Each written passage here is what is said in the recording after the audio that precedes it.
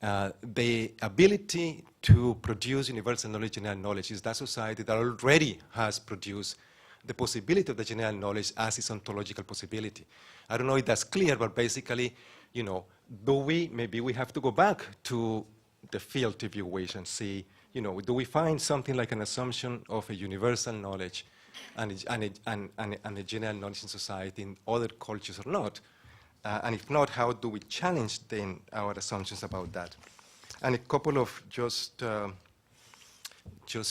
final thoughts. The assumption of multiple worlds then calls for multiple knowledges, multiple epistemes.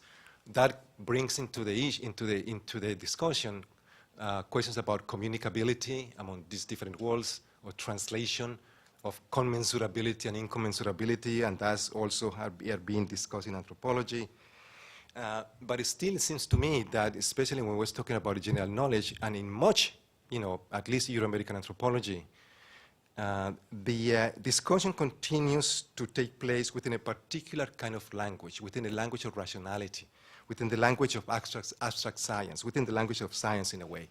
And that's in many ways because we continue to really have a very strong belief in science and in a particular kind of vision of the real, a commitment to a particular vision of the real that I think is part of that hegemonies that continue to be reproduced.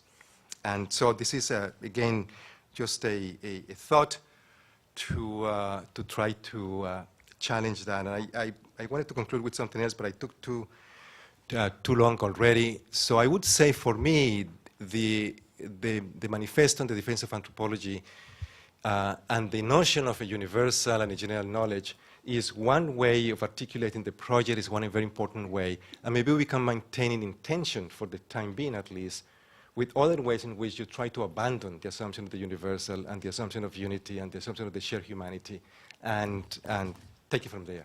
Thank you.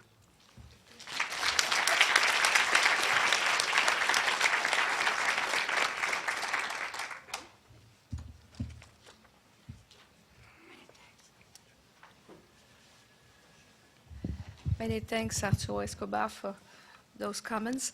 I just would like to say before the participant respond to some questions, that the manifesto, Le Manifeste de Lausanne, was first published in French, as it was said, by La Maison d'édition Libère de Montréal, and we have here the editor. I'm talking about that because the risk of that edition, first in French, and